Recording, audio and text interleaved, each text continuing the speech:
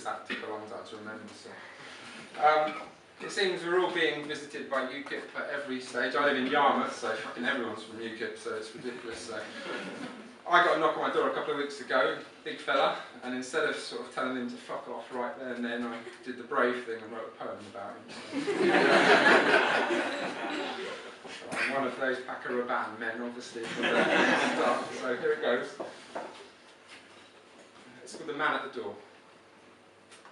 I met a man at my front door, holding a leaflet in his sweaty paw. He grunted a little as his first words came, and without even listening, I knew his game.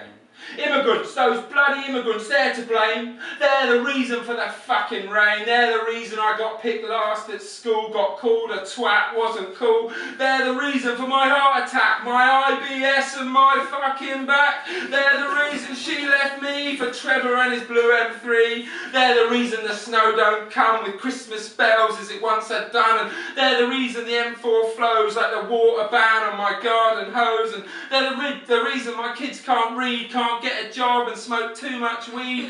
Immigrants, those bloody immigrants, stealing all our food from food banks stocked with Polish soup and honey from those foreign shores, because all the bees are fucked off abroad. It's not that politicians give a fuck, far too busy planning who to fuck down at the old Oxbridge Club where tits and milk are covered up, and then there's all those plastic lumps with Tory brains and Labour rumps tweeting pictures of my place, my flags, my van. It's a fucking disgrace. Imagine judging someone else on petty rules, how they hold themselves, on what they think, the clothes they wear, the van they drive, the flag in the air.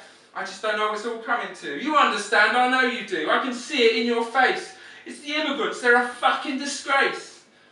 You told me that, I said to him, as he coughed up phlegm, black and grim, fetched his neck from behind his tie and carried on with his lies. You know they take all our jobs, and most of them are fucking slobs, don't pay tax, they're on the dole, that's why this country's in a hole. We should put the fucking walls up, close Heathrow and bar the doors, mine the beaches, put barbed wire down, guard the Queen and guard her crown, stoke the fires and burn them whole.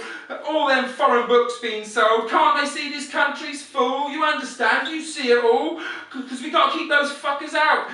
His voice was raised and he began to shout, immigrants, those bloody immigrants, they're to blame. He hadn't even given me his name. It's Terry, he said, all in a sweat, his paw a vice with the crushed leaflet. He unfolded it to give it to me, that flowering sheet of obscenity. And despite my lack of political clout, and despite the fact I had little doubt that politicians were mostly frauds seeking out the staunch rewards of a Westminster housing grant for a second home or for their aunt or secretary or a bit on the side or the pedal bike they claim to ride, despite my total lack of faith in a system plagued with TV debates and Oxbridge men with rowing oars and Bullingdon clubs and throaty roars, I felt I had to talk to Terry, a man not far from me, from humble means and passionate about the island in which we breathe. Terry, now you told me of all the pain they cause, these evil, spineless thieves of yours, these devils of the blackened night sent on ships and swords alike like the Viking hordes of yesteryear, sent to rape and pillage here. But there's still a question that comes to mind. No, less a question, more a rhyme. For you're spouting shit, and you don't have a clue. The real facts seem to be escaping you. These immigrants with whom you're obsessed bring in tax, they're creating wealth, and not only that, but they're adding to life's tapestry for me and you, be it food, language, music or dress. A culture dies when it comes to rest. If it sits at home with its curtains drawn, how will it see the weather turn? How will it ever come to know when the winter's past and it's time for the seeds to grow? Terry, I don't agree with you.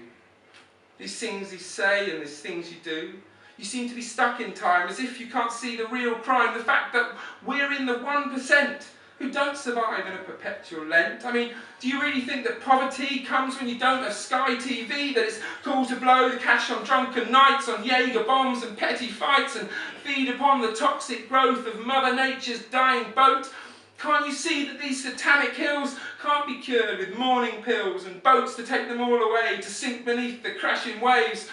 Our oh so green and pleasant land was built upon the invading man, was crafted by the flowing face that you now claim as a disgrace. So take your leaflet from my door.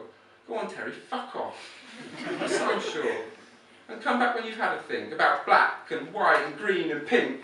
How colours come in their basest form, mixed as one when the earth was born. How people are just people, a face another face, someone to be kind to, a smile you can't replace. It's a fucked up world, Terry. People are dying all the time. So why not put away your leaflets, put away your lines, and go dig out your garden, plant yourself a seed. It might just be a flower, not another fucking weed. Thank you.